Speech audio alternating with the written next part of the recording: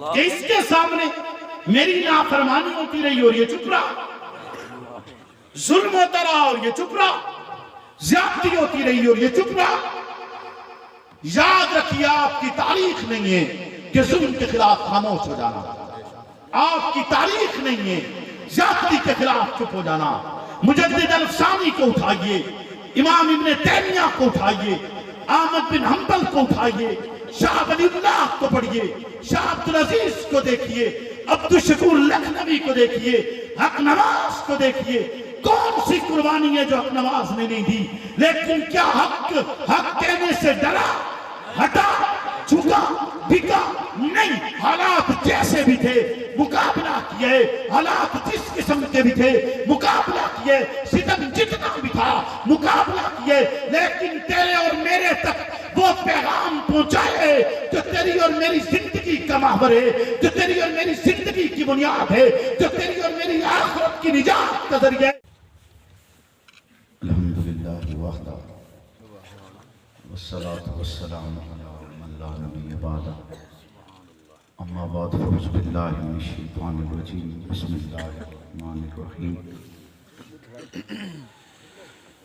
محمد رسول اللہ والذین معه اشداء علی الکفار رحماء بینہم۔ قال النبی صلی اللہ علیہ وسلم اصحابی کالنجوم فبیہم اقتدیتم اہتدیتم، او کما قال صدق اللہ وصدق رسولہ النبی الکریم۔ درود پاک۔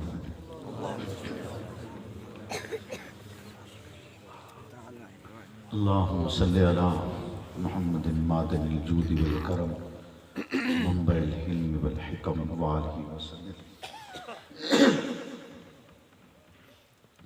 محمد سے پیار کرتے ہیں، تیرا احسان ہے مولا، ہماری بخشش کا بس یہی سامان ہے مولا۔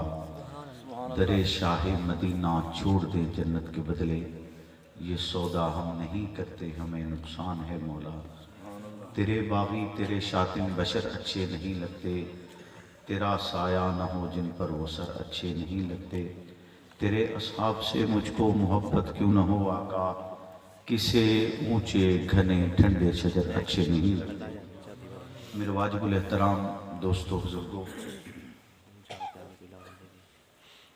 محترم لیاقت صاحب کی پرخلوص دعوت پر آج کے اس پروگرام میں حاضری کا شرف حاصل ہوا۔ یقیناً یہ ایک خوبصورت محفل ہے کہ جہاں حضرت محمد رسول اللہ صلی اللہ علیہ وسلم کی مبارک سنت کو زندہ کیا جائے گا،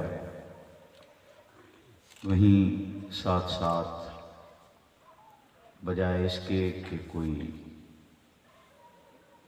دیگر مختلف پروگرامات جو شادی پر کیے جاتے ہیں، میں نام نہیں لیتا، ان پروگرامات کو منعقد کیا جاتا، وہاں پر ایک دینی پروگرام منعقد کیا گیا۔ اللہ رب العزت سے دعا ہے کہ وہ اس کی برکت سے ان جوڑوں کے درمیان محبت اور مودت کو پیدا فرمائے، انہیں نیک صالح اولاد عطا فرمائے۔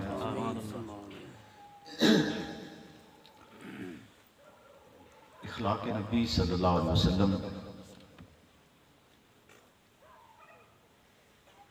ایک ایسا بہترین نمونہ ہے جن سے بحیثیت مسلمان مجھے اور آپ کو نہ صرف متاثر ہونا ہے بلکہ ان کو اپنانا بھی ہے۔ آپ صلی اللہ علیہ وسلم کی زندگی میں دو طرح کا طریقہ کار موجود ہے۔ ایک انداز ایسا ہے کہ جس میں آپ کے ساتھ تکالیف اور ستم کا معاملہ ہوا اور آپ نے معاف فرما دیا، لیکن کچھ لوگ ایسے بھی ہیں جنہیں آپ نے معاف نہیں کیا، جس نے پتھر برسائے۔ جواباً رسالت پناہ نے ارشاد فرمایا کہ اللہ جب ملائکہ آئے اور انہوں نے پوچھا کہ اگر آپ کہہ دیں تو ہم اس بستی کو، طائف کی وادی کو اٹھاتے ہیں اور آسمان سے زمین پر گرا دیتے ہیں. تو جواباً رسالت پناہ نے ارشاد فرمایا کہ نہیں، یہ نہ صحیح، ان کی نسلیں ہی صحیح، وہ مجھ پر ایمان لے آئیں گی، لیکن ایسا نہیں. سبحان اللہ. کسی نے راستے میں کانٹے بچھائے تو جواباً رسالت پناہ نے اسے کچھ نہیں کہا. کسی نے آپ کو گالی دی تو جواباً رسالت پناہ نے اسے کچھ برا بھلا نہیں کہا، بلکہ آپ اپنے مشن، کاز اور نظریے کے مطابق اس پر کام کرتے رہے اور لا الہ کو پھیلاتے رہے، الہ کلمات اللہ کو پھیلاتے رہے. حتیٰ کہ یہ تک کہا گیا کہ کوئی بھی محمد رسول اللہ کی بات بھی نہ سنے، کیونکہ جو آپ کی بات سنتا ہے وہ اپنا دین چھوڑ دیتا ہے. جو آپ کی بات سنتا ہے وہ اپنا دین چھوڑ دیتا ہے. اسی اسنا میں ایک قصہ آپ نے سنا ہوا ہوگا، چھوٹے بچوں کو بھی یہ واقعات کتابوں میں پڑھائے جاتے ہیں، کہ ایک بوڑھی اماں مکہ چھوڑ کر جا رہی تھی. سنا ہوا نا؟ بولے نا؟ سنا ہوا؟ سنا ہوا. اونچا بولو نا یار. میں ویسے سندھ سے چونکہ آیا ہوں تو وہاں عادت بنی ہوئی ہے اونچا گلائے ہو، اونچا بولو. کیوں نہیں اونچا بولیں گے نا؟ سردی ہے، مجھے لگ رہا ہے کہ آپ کے علاقے میں سردی ہے. سردی الگ مقام نہیں ہے سب. چونکہ میں آپ کے ہاں تو پہلی مرتبہ آیا ہوں، یقیناً آپ کے اس علاقہ میں، تو آپ میرے مزاج آشنا نہیں ہیں، میں آپ کا مزاج آشنا نہیں ہوں، تو کچھ وقت لگے گا، لیکن انشاءاللہ ہم ایک دوسرے کے مزاج آشنا ہو جائیں گے. تو وہ بڑی اماں مکہ چھوڑ کر جا رہی تھی، اس کا سامان اٹھانے والا بھی کوئی نہیں تھا. وہ جا رہی ہے، راستے میں جاتے ہوئے رسالت پناہ نے اس کا سامان اٹھا لیا. واقعہ آپ نے سنا ہوا ہے.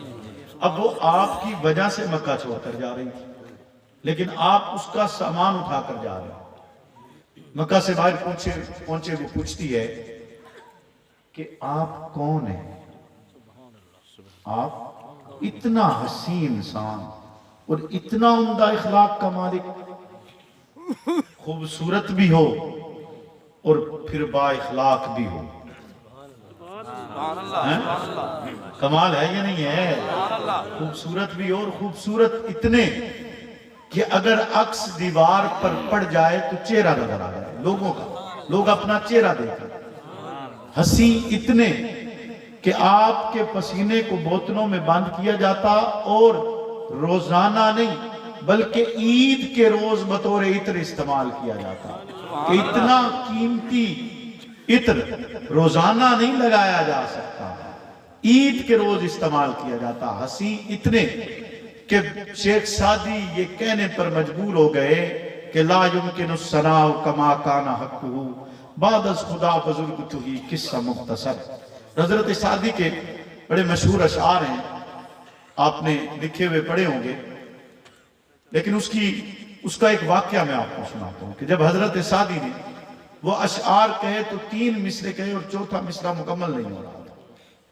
چوتھا مصرع مکمل. سرکار دو عالم صلی اللہ علیہ وسلم کی خواب میں زیارت ہوئی تو پوچھا سعدی پریشان ہو؟ کیوں پریشان ہو؟ حضرت سعدی نے کہا کہ آپ کی مدح میں اشعار لکھے ہیں لیکن 3 مصرے مکمل ہو گئے، چوتھا مصرع مکمل نہیں ہو رہا. تو سرکار نے ارشاد فرمایا سعدی اشعار پڑھو. تو سعدی نے پڑھے کہ بلغ اللہ بکمالہ، آپ بلندیوں پر اپنے کمال سے پہنچے. کشفت دجا بجمالہ، کہ آپ کے جمال سے ظلمتوں کے سائے چھٹ گئے. حسنت جمیع خصالہ، کہ آپ میں تمام ہی اعلیٰ خوبیاں موجود ہیں. جب یہ 3 مصرے کہہ لیے اور کہا کہ آقا چوتھا مصرع مکمل نہیں ہو رہا، سمجھ نہیں آ رہی کہ یہاں کیا کہوں، تو سرکار نے ارشاد فرمایا کہ آگے پڑھو صلو علیہ وآلہ. آپ بھی یہی سمجھ کے پڑھ دیں صلو علیہ، کہ آپ نے ارشاد فرمایا نا صلو علیہ وآلہ. تو آپ اتنے حسین، اتنے خوبصورت، اتنے عمدہ اخلاق کے مالک کہ جس گلی سے گزر جائیں وہ معطر ہو جائے. اتنی حسین ترین شخصیت وہ خاتون کہتی ہے کہ آپ جیسے اخلاق کا مالک پہلے نہیں دیکھا. پہلے دیکھا کسی نے آپ کی مدح میں 40,000 اشعار لکھے اور آخری شعر یہ لکھا کہ تھکی ہے فکر رساں اور مدح باقی ہے، قلم ہے آبلہ پا اور مدح باقی ہے، ورق تمام ہوا اور مدح باقی ہے. تمام عمر لکھا اور مدح باقی، کہ ساری زندگی لکھتے رہے لیکن آپ کی تعریف مکمل نہیں ہو سکی۔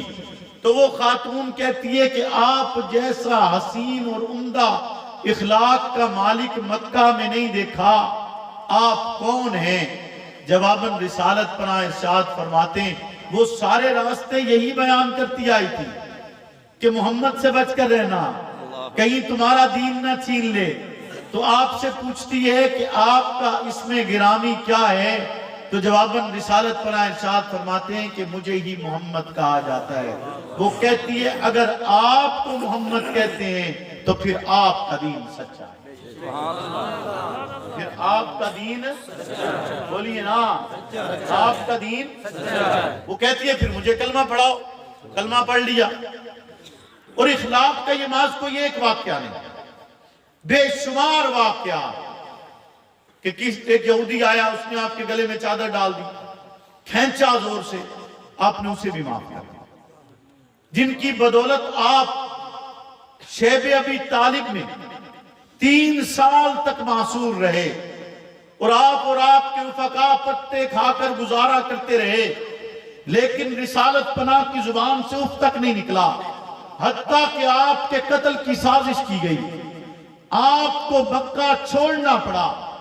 اور ذرا تکلیف کا احساس کیجئے گا کہ رسالت پناہ کے یہ مقدس الفاظ کتنے درد اور تکلیف سے کہے گئے ہوں گے کہ آپ مکہ چھوڑتے ہوئے بیت اللہ کو دیکھ کر کہتے ہیں کہ بیت اللہ تیرے اندر رہنے کا دل کرتا ہے، لیکن یہاں کے رہنے والے مجھے رہنے نہیں دیتے۔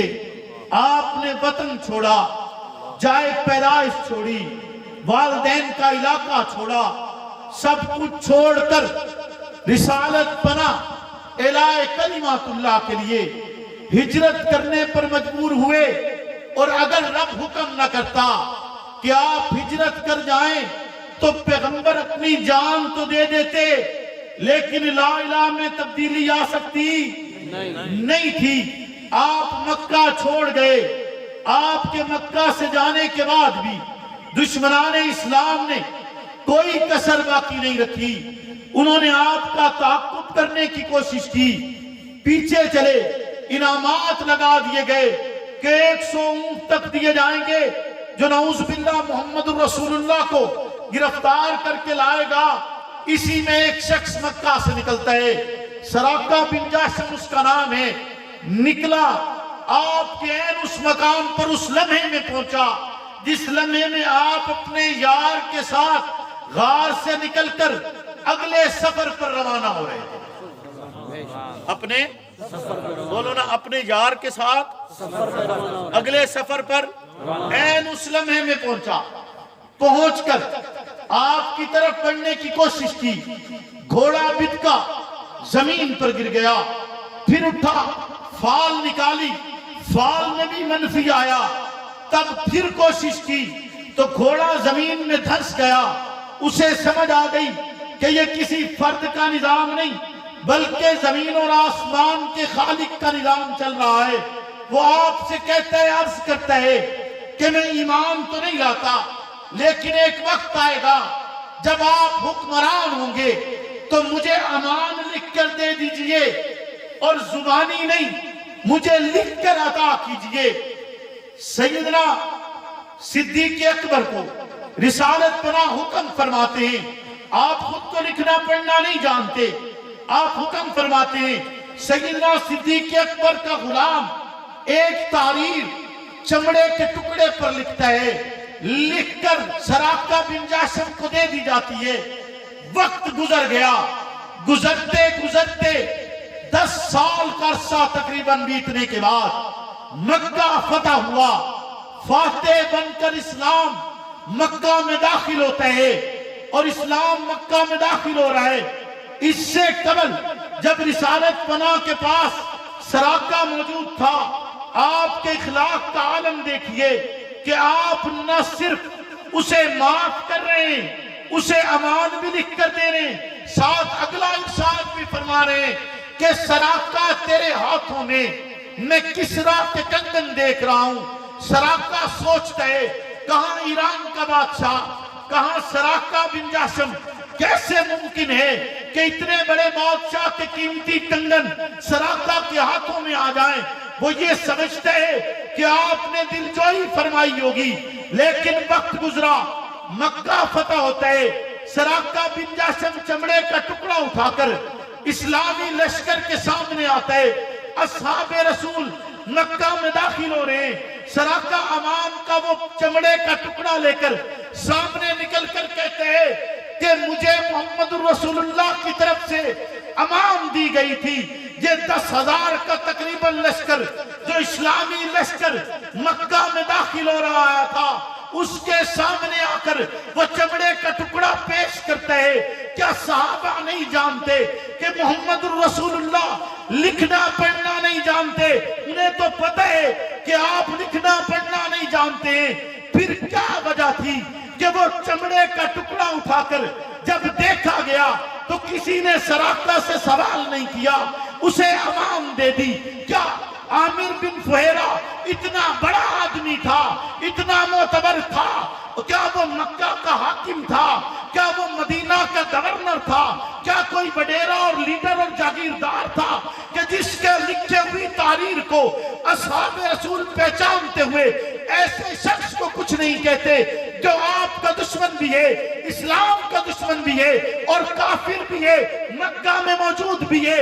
آپ فاتح بن کر آئے ہیں. اس چمڑے کے ٹکڑے کو دیکھ کر سراقہ کو امان دی گئی.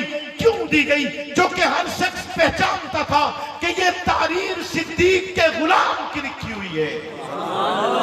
صدیق کے غلام کی لکھی ہوئی. اور صدیق دے غلام دی لکھی ہوئی تحریر، بولو نا، صدیق دے غلام دی لکھی ہوئی تحریر اگر کافر واسطے امان دا ذریعہ بن سکتی ہے. نہیں سمجھا میری بات؟ آگے پوچھنا تو آپ کے اخلاق کا یہ پہلے کہ جو آپ کو گرفتار کرنے کے لیے آئے اسے نہ صرف معاف کیا، امان لکھ کر دی، 7 کنگنوں کا کہا کہ کسرا کے کنگن ملیں گے. ایران فتح ہوا. کس کے دور میں فتح ہوا؟ اس کے دور میں جو درہ مارتا ہے زمین کانپنا چھوڑ دیتی ہے.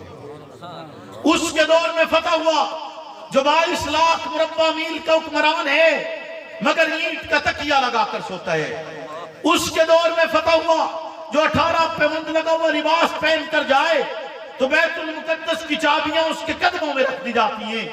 اس کے دور میں فتح ہوا جو تیز نگاہ سے دیکھے تو سورج بادلوں کی اوٹ میں چھپ جائے، جو خط لکھے نیل اپنی روانی پہ جاری ہو جائے، جو آواز بلند کرے تو 70 میل دور سنائی دے. اس عظیم انسان کے دور میں مکہ فتح ہوا، وہ کسرا فتح ہوا. کسرا فتح ہوتا ہے، مال و اسباب اکٹھا کیا جاتا ہے، مال و اسباب جمع کر لیا گیا، اس کی تقسیم کا عمل شروع ہوتا ہے. ایک قالین اور اس کا ایک ٹکڑا حضرت علی المرتضیٰ کے حصے میں آیا.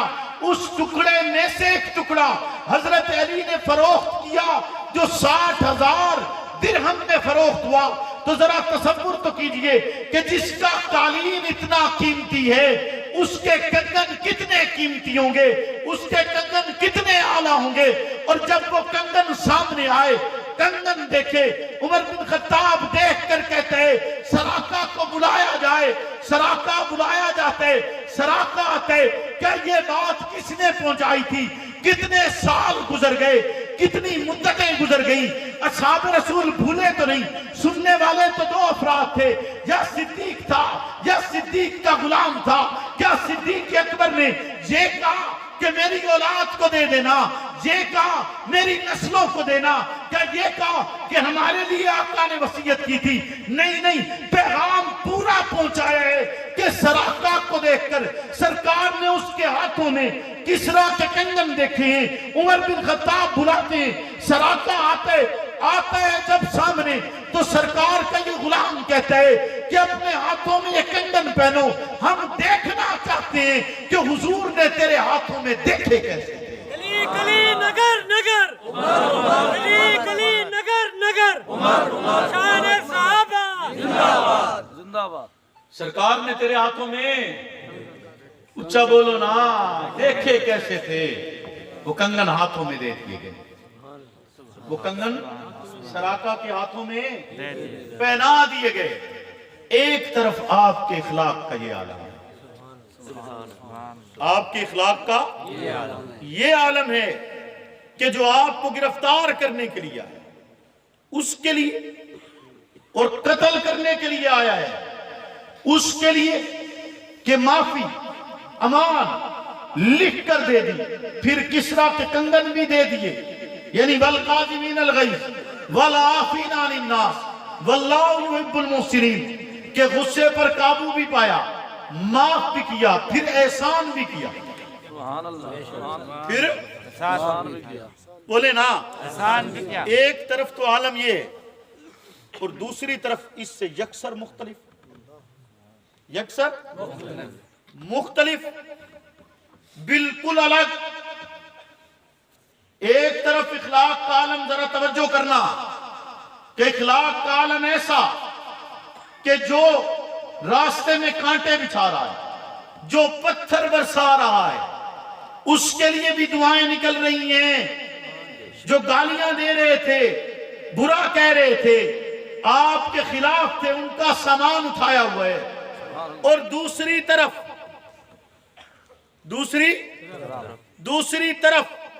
یکسر مختلف، یکسر مختلف، بولو نا، یکسر مختلف کیسے؟ یکسر مختلف کیسے؟ کہ اصحاب رسول اونٹ چرا رہے، ڈاکو آئے، اونٹوں پر ڈاکہ ڈالا، صحابہ کو شہید کیا، حتیٰ کہ صرف شہید نہیں کیا بلکہ ان کی آنکھیں نکالی، اللہ اکبر، ان کے کان کاٹ، ان کی ناک کاٹ، یعنی جیسے کہ مسرح کر دیا جاتا ہے، یہ کر دیا اور بھاگ گئے۔ رسالت پناہ نے حکم کیا کہ جاؤ ان ڈاکوؤں کا تعاقب کرو، انہیں پکڑو، اونٹ بھی واپس لو اور انہیں قتل بھی کرو۔ اور محض قتل کا حکم نہیں دیا، محض مارنے کا حکم نہیں دیا، بلکہ فرمایا ان کی آنکھیں نکالو، ان کے کان کاٹو، ان کی ناک کاٹو، یعنی جیسا انہوں نے اصحاب رسول کے ساتھ کیا ہے ویسا جواباً کرو،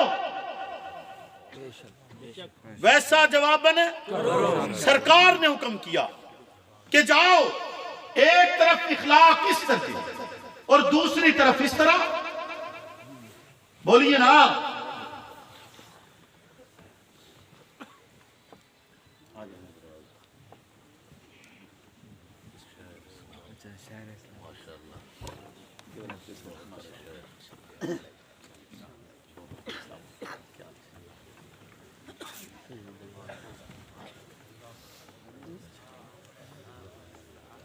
تو جو ہے سائیں میں گل مکے نہ پیا، ماشاءاللہ ماشاءاللہ، کیوں جی؟ جی آلے دیر ہے، آدھا گھنٹہ جلو پہ اب اس سے ہی آگے آسان ٹارگٹ دی، توجہ ہے سائیں، سبحان اللہ، کیا آدھا پیا؟ یکسر مختلف، بولو نا۔ ایک طرف اخلاق ایسا کہ جس کی مثال نہیں ملتی، سبحان اللہ، اور ایک طرف ایسا کہ اس سے یکسر مختلف، ایک طرف عام معافی، بولے نا عام معافی، اور دوسری طرف حکم کر رہے ہیں کہ مصلح کر دو، شکلیں بھی بگاڑ دو، شکلیں بھی گل عدلے دا بدلے دی نہیں، تو سمجھے ہی نہیں میری گل، عدلہ اور بدلہ نہیں ہے یہ محض عدلے اور بدلے کی بات نہیں ہے۔ ذرا توجہ کر، اگلی بات کی طرف جاتا ہوں کہ رب حکم کرتا ہے، رب کہتا ہے تحقیق میں راضی ہو گیا، لقد رضی اللہ عن المؤمنین اذ یبایعونک تحت الشجرہ، ان سے راضی ہوا جنہوں نے آپ کے ہاتھ پر موت کی بیعت کی ہے۔ موت کی بیعت کی ضرورت کیوں پیش آئی تھی؟ آپ عمرہ کی نیت سے گئے، مکہ والوں نے کہا عمرہ نہیں کر سکتے، واپس چلے جائیے۔ آپ نے اپنا سفیر بھیجا، آپ کا سفیر گئے، مکہ میں گیا، اطلاع یہ آئی کہ آپ کے سفیر کو شہید کر دیا گیا ہے۔ رسالت پناہ کے پاس جب یہ اطلاع آئی کہ آپ کا سفیر شہید ہو گیا، ابھی سفیر شہید نہیں کیا گیا اور شہید ہوا بھی نہیں تھا، لیکن رب نے وحی بھی نہیں اتاری، رسالت پناہ نے وحی کا انتظار بھی نہیں فرمایا۔ آپ نے صحابہ کو جمع کیا، کہا آؤ میرے ہاتھ پر موت کی بیعت کرو، اور پھر موت کی بیعت کرتے ہوئے ان سے حلف لیتے ہوئے ناز اتنا نہیں کیا کہ ان 1400 نفوس سے کہا میرے ہاتھ پر صرف تم موت کی بیعت کرو، بلکہ آپ نے اپنا ہاتھ بھی رکھا ہے اور خود بھی قربان ہونے کے لیے تیار ہو گئے، اور ارشاد فرمایا کہ آج یہاں سے میں اور تم اس دنیا سے تو جا سکتے ہیں، لیکن عثمان کا بدلہ لیے بغیر مدینہ واپس نہیں جائیں گے۔ ابو بکر قربان کیا جا سکتا ہے، عمر قربان کیا جا سکتا ہے، علی قربان کیا جا سکتا ہے، طلحہ اور زبیر قربان کیے جا سکتے ہیں، لیکن محمد کے سفیر کا بدلہ لیے بغیر یہاں سے واپسی ممکن نہیں ہے۔ حتیٰ کہ رسالت پناہ اپنی جان تک مارنے کے لیے تیار ہو گئے۔ آپ نے کہا میں اپنی قربانی بھی دوں گا، لیکن اپنے سفیر کا بدلہ لیے بغیر واپس نہیں پلٹوں گا۔ رب حکم کرتے، رب نے وہی پہلے نہیں اتاری، پہلے نہیں حکم فرمایا کہ اللہ کے پیغمبر اتنا بڑا حلف مت لیجئے۔ اللہ کے پیغمبر یہ عمرہ کی نیت سے آئے تھے، عبادت کی نیت سے آئے تھے، ریاست کی نیت سے آئے تھے، رب کا نام لینے کے لیے آئے تھے، طواف بیت اللہ کے لیے آئے تھے۔ ان کی غرض مختلف ہے، یہ جنگ کرنے کے لیے نہیں آئے، مبادہ بدل نہ جائے، مبادہ ارادہ تبدیل نہ ہو جائے، مبادہ ساتھ نہ چھوڑ دیں۔ نہیں، رب کو پتہ ہے کہ یہ چنے ہوئے ہیں، رب کو پتہ ہے یہ منتخب ہیں، رب جانتے ہیں امت کو بتلانا مقصود تھا کہ امت سنے یہ وہ افراد ہیں جو محمد کا دامن کسی حال میں نہیں چھوڑتے۔ وہ عبادت کی نیت سے آئے، سوال حرب پاس نہیں تھا، تب بھی کہا ہم اپنی جان دیں گے، لیکن آپ کا ساتھ نہیں چھوڑا جا سکتے۔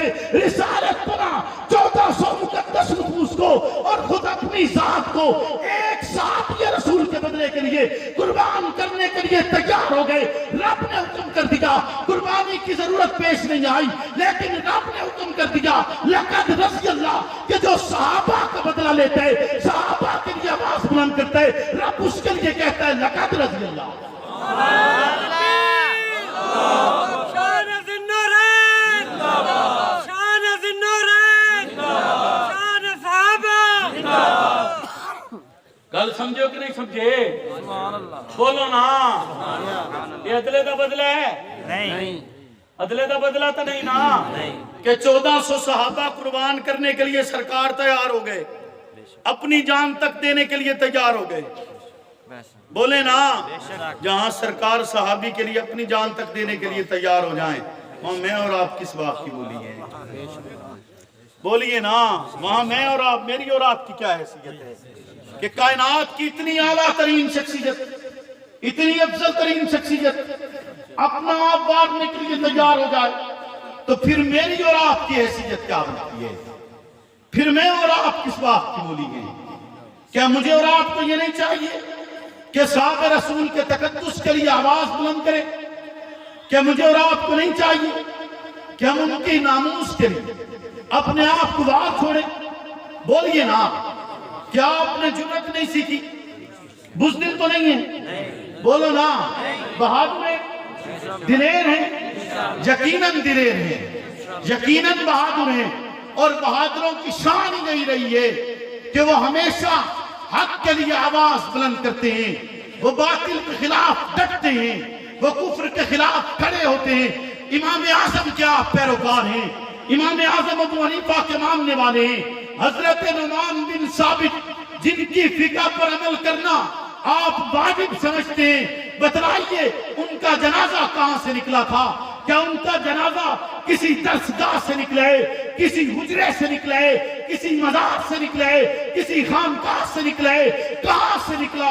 امام اعظم کا جنازہ کسی درسگاہ، حجرے یا دربار سے نہیں نکلا، بلکہ امام اعظم کا جنازہ जेल से निकले, जेल से निकलने की वजह क्या थी? डट जाना, जालिम हुक्मरान के सामने डट गए, उसे गासिब कहा, उसे कब्जा ग्रुप कहा, उसे जालिम कहा।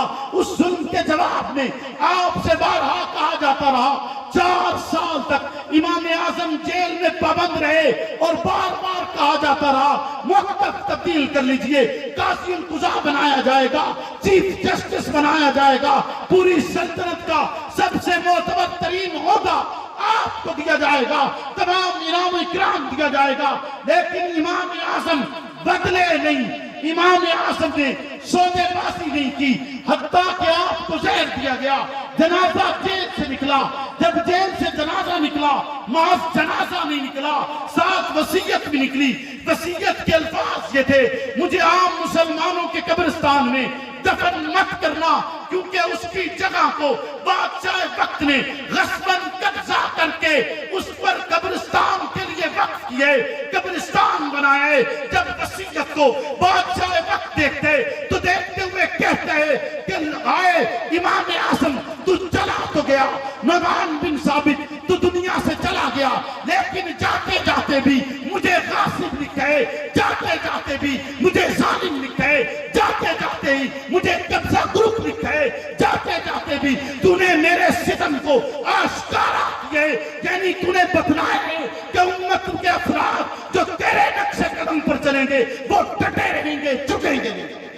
नारे तकबीर, नारे तकबीर, उलमाए हक जिंदाबाद, उलमाए हक जिंदाबाद। तू सभी जालिम नु जालिम आखसो, बोलो ना, यो दे नारे मरे सो नहीं क्यों जी?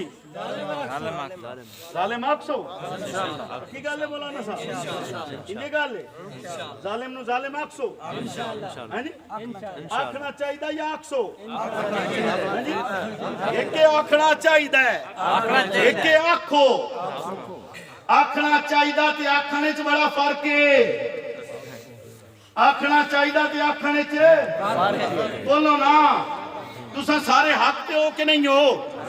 हक ते हो, जेड़ा जेड़ा हक ते हाथ खड़ा करे स्टेज वाले समेत, जेड़ा जेड़ा हक ते हाथ खड़ा करे, पक्की गल है, हक ते हो ते जेड़ा जेड़ा हक ते जन्नत जासी, बोलो ना जी, जन्नत जासी।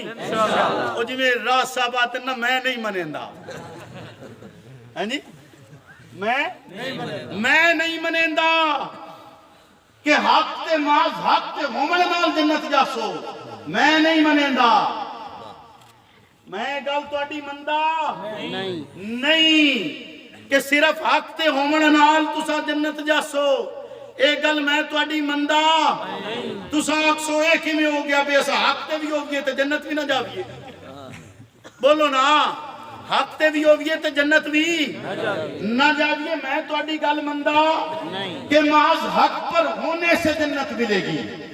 कुरान जो कहता है, अगर कुरान कहे कि महज हक पर होने से जन्नत नहीं मिलती, तो फिर कुरान की मानूं या आपकी? बोले ना, कुरान कहता है हक पर होने से जन्नत नहीं मिलती, हक के फैलाने से जन्नत मिलती है। हक फैलाने से जन्नत मिलती है, हक के ऐलान से जन्नत मिलती है, महज हक पर होने से जन्नत मिलती। बोलिए ना, अल्लाह ने ऐलान नहीं किया कालू रब्बुनल्लाह, कहो रब्बुनल्लाह, मेरा रब अल्लाह है। जब ये कह दिया फिर आगे क्यों कहा सुमस्तकामू? बोलो ना, जे घर की तन्हाई में जिसने कहा अल्लाह मेरा रब अल्लाह है, तो उसे किससे खतरा है? बोले ना, उसे तो किसी से खतरा नहीं। फिर रब क्यों कहता है सुमस्तकामू, फिर डट जाओ? बोले ना, अल्लाह कहता है कि नहीं कहता कि फिर डट जाओ, हक कहो और फिर डट जाओ। ये अल्फाज कालू रब्बुनल्लाह के अल्फाज महज मुख्तसर अल्फाज नहीं है, ये अल्फाज इंतहाई जामे माना रखते हैं। अल्लाह फरमाते हैं कि हर हक कहो और फिर डट जाओ, और जब तुम डट जाओगे रब मलाइका होता है।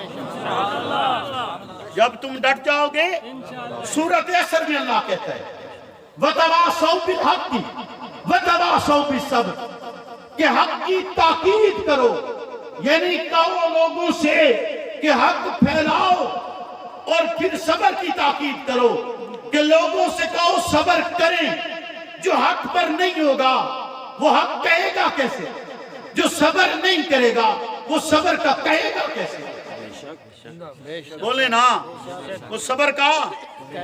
مفسرین نے ایک واقعہ لکھا ہے کہ ایک شخص تھا، اس نے پلک جھپکنے کے برابر بھی کبھی رب کی نافرمانی نہیں کی، باقی ساری بستی رب کے منکرین کی تھی۔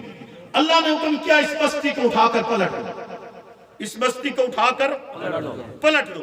بستی جب پلٹنے کا ٹائم آیا تو ملائکہ نے کہا کہ اللہ آپ کا ایک ماننے والا بھی وہاں ہے، ایک آپ تو اٹھے بھی بیٹھا ہے۔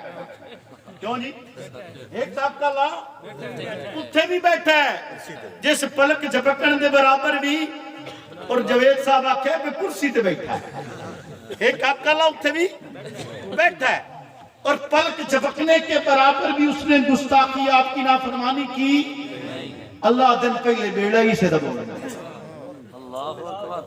پہلے اسی کو اٹھاؤ اور آسمان سے زمین پر پھینکو کہ اس کے سامنے میری نافرمانی ہوتی رہی اور یہ چپ رہا، ظلم ہوتا رہا اور یہ چپ رہا، زیادتی ہوتی رہی اور یہ چپ رہا۔ یاد رکھیے آپ کی تاریخ نہیں ہے کہ ظلم کے خلاف خاموش ہو جانا، آپ کی تاریخ نہیں ہے زیادتی کے خلاف چپ ہو جانا۔ مجدد الفسانی کو اٹھائیے، امام ابن تیمیہ کو اٹھائیے، احمد بن حنبل کو اٹھائیے، شاہ ولی اللہ کو پڑھیے، شاہ عبدالعزیز کو دیکھیے، عبدالشکور لکھنوی کو دیکھیے، حق نواز کو دیکھیے۔ کون سی قربانی ہے جو حق نواز نے نہیں دی؟ لیکن کیا حق کہنے سے ڈرا، ہٹا، جھکا، بکا؟